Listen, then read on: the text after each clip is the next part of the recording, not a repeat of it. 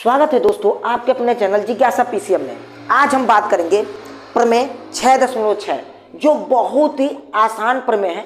जैसे कि आपकी स्क्रीन पे दिखाई दे रहा होगा, इसमें क्वेश्चन कभी कभी बोर्ड में आ जाते हैं, ये आ भी जाता है, देख लीजिएगा।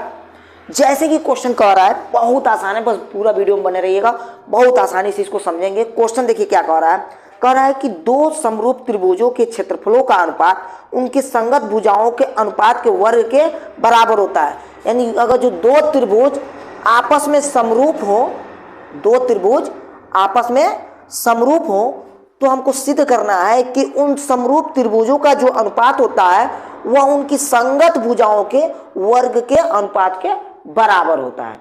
हमको यही सिद्ध करना है। तो चलिए शुरू करते हैं, कुछ सिद्ध करते हैं।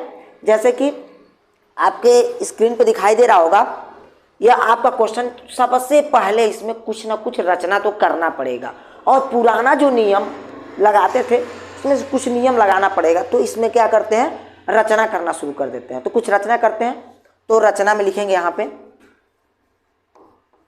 रचना। अब रचना में हम क्या करेंगे, जो आपका इस पर एक लंब डालेंगे। हमने मान लिया कि यहाँ से लेकर इस पर एक लंब डाला जो यम है, इस पर भी हमने लंब डाला, पी या लंब डाला, ठीक है। अब हम क्या करेंगे, बी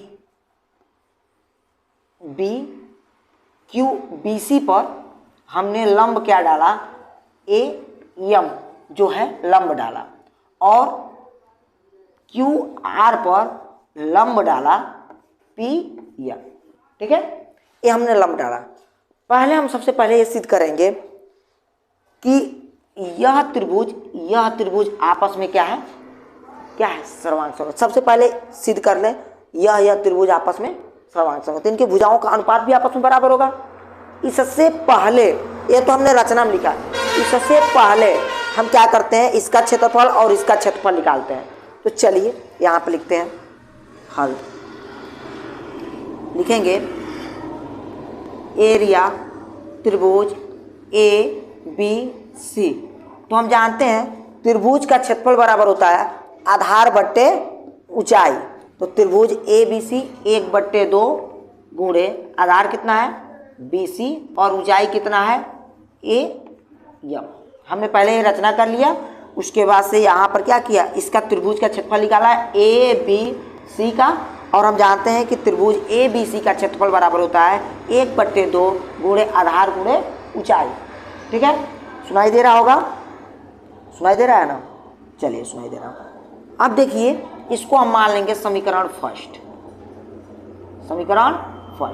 अब हम त्रिभुज के क्षेत्रफल निकालेंगे, एरिया त्रिभुज पी क्यू आर का, पी क्यू आर, इसका त्रिभुज क्षेत्रफल हो जाएगा 1/2 गुणे आधार इसका कितना है क्यू आर है, क्यू आर गुणे ऊंचाई किसका कितना है पी एन है। तो आप लिखेंगे आधार गुणे ऊंचाई पी एन। इसको मान लेंगे समीकरण 2, ठीक है, ओके। अब हम क्या करेंगे, इन दोनों त्रिभुज का भाग दे देंगे। तो समीकरण 1/2 से, समीकरण 1 में 2 से भाग देंगे। तो एरिया त्रिभुज ए बी सी बटे एरिया त्रिभुज पी क्यू आर। इसलिए हम भाग दिए हैं क्योंकि हमको अनुपात ज्ञात करना है। तो बिना भाग के हम अनुपात नहीं ज्ञात कर सकते, क्योंकि ये बट्टे में होना चाहिए तभी ना। तो यहाँ पर भाग दे दिए हैं। यहाँ पर हो गया है 1/2 गुणे बी सी गुणे ए एम, यहाँ पर 1/2 गुणे क्यू आर गुणे पी एन। अब यहाँ से क्या हो जाएगा, 1/2 से 1/2 कैंसिल, ठीक है। अब ऊपर लिख रहे हैं, ऊपर देखिएगा हो जाएगा, ऊपर दिखाई नहीं देगा। यहाँ तक आप लोग नोट कर लीजिए, स्क्रीनशॉट ले लीजिए, चाहे स्क्रीनशॉट यहाँ तक ले लीजिए। उसके बाद इसके आगे हम बता दें, ठीक है। नोट हो गया, वीडियो को रोक कर नोट कर लीजिए यहाँ तक। चलिए नोट हो गया, ठीक है। इसको मिटा दे रहे हैं,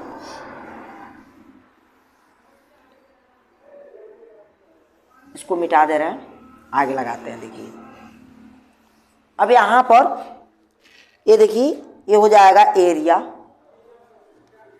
त्रिभुज ए बी सी बटे एरिया त्रिभुज पी क्यू आर बराबर हो जाएगा 1/2 से, तो 1/2 कैंसिल हो गया, बचेगा बी सी बटे क्यू आर गुणे लिख सकते हैं ए एम बटे पी एन, ए एम बटे पी एन, कोई दिक्कत, ए एम बटे पी एन गुणा में भी लिख सकते हैं, ऐसे बट्टे में करके लिख सकते हैं। इसको मान लेंगे समीकरण, मान लेते हैं समीकरण 3, 2 तक तो हो ही गया था, तो समीकरण 3 मान लेते हैं, ठीक है, ओके। अब हम क्या करेंगे, किसी तरह हम सिद्ध करते हैं कि जो ए एम बटे पी एन का मान जो है वो बी सी बटे क्यू आर के मान के बराबर है, यानी कि ए एम बटे पी एन का जो अनुपात है वह बी सी बटे क्यू आर के अनुपात के बराबर है।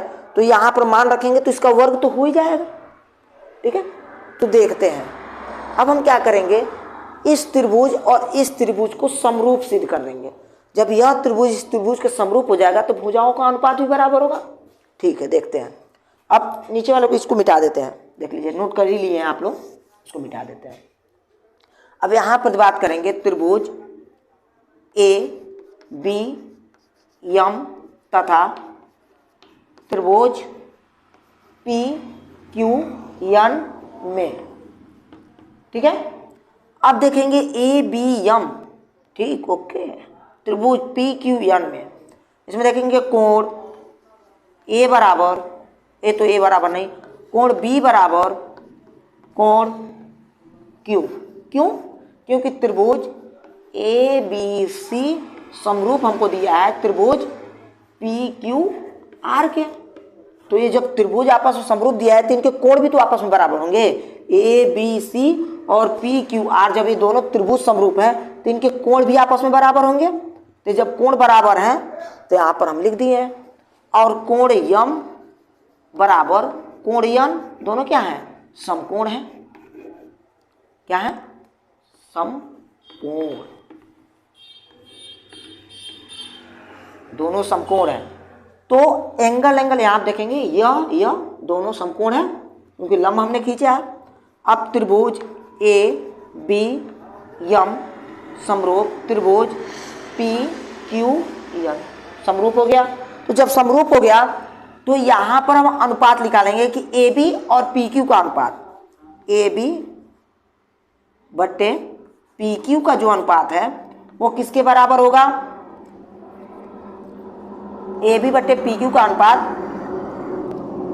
ए एम बटे पी एन के बराबर, ए एम बटे पी एन के बराबर। जानते हैं जब दो त्रिभुज समरूप हों तो उनके भुजाओं का अनुपात आपस में बराबर होता है, यानी कि ए बी बटे पी क्यू का अनुपात ए एम बटे पी एन के बराबर, यानी कि ए बी बटे पी क्यू का अनुपात ए एम बटे पी एन के अनुपात के बराबर, ठीक है।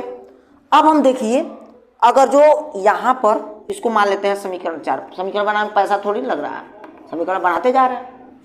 अब हमको एक चीज़ दिया है कि त्रिभुज ए बी सी समरूप त्रिभुज पी क्यू आर के हमको दिया हुआ है। तो जब दिया है तो इससे हम क्या क्या चीज़ निकाल सकते हैं कि ए बी बटे पी क्यू का अनुपात, ए बी बटे पी क्यू का अनुपात और बी सी बटे क्यू आर का अनुपात बराबर होगा ए सी बटे पी आर के अनुपात के, ए सी बटे पी आर के अनुपात के बराबर होगा। तो जब ए अनुपात तीनों बराबर हैं आपस में तो हम क्या करेंगे, ए बी बटे पी क्यू बी सी बटे क्यू आर के बराबर है, यानी कि ए बी बटे पी क्यू जगह पे यहाँ पे बी सी बटे क्यू आर यहाँ पर रख सकते हैं समीकरण 4 में। और समीकरण 4 में रखने के बाद तो सीधे मान यहाँ पर रख देंगे। तो यहाँ तक नोट कर लीजिए, नोट हो गया होगा, स्क्रीनशॉट ले लीजिए चाहे नोट कर लीजिए, ये वाला हम स्क्रीनशॉट ले लीजिए, हो गया। या ये वाला नीचे वाला मिटा दे रहा है, आप जानते हैं कि ये सिद्ध करना है तो नीचे वाला ये मिटा दे रहा है, ठीक है ना। यहाँ पर आप लोग देख लीजिएगा, ठीक है। अब यहाँ आप देखिए, अब इसका मान हम ए बी बटे पी क्यू जो बी सी बटे क्यू आर यहाँ पर रख सकते हैं। तो समीकरण 4 से, तो समीकरण 4 में हम क्या रखेंगे, ए बी बटे पी क्यू जगह पर बी सी बटे क्यू आर। इसको हम मान ले रहे हैं समीकरण 5। समीकरण 4 व 5 से तो BC बटे QR बराबर AM बटे PN। अब यहाँ पर AM बटे PN का मान समीकरण 3 में रखेंगे। समीकरण 3 में मान रखने पर ये जो मान है समीकरण 3 में रख लेंगे। तो यहाँ पे लिख लेंगे एरिया त्रिभुज ABC बटे एरिया त्रिभुज PQR बराबर BC बटे QR गुणे AM और PN का मान कितना है BC बटे QR। तो BC बटे QR यहाँ तक हो गया। अब इधर वाला मिटा दे रहे हैं क्योंकि इसका तो काम खत्म हो गया, इसको मिटा दे रहे हैं। नोट कर लेना हो तो नोट कर लीजिएगा, वीडियो को पीछे करके नोट कर लीजिएगा। ये हो गया आपका।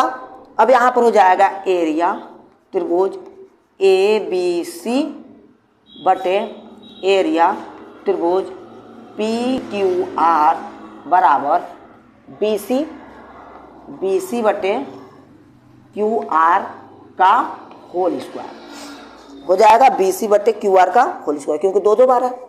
इसी प्रकार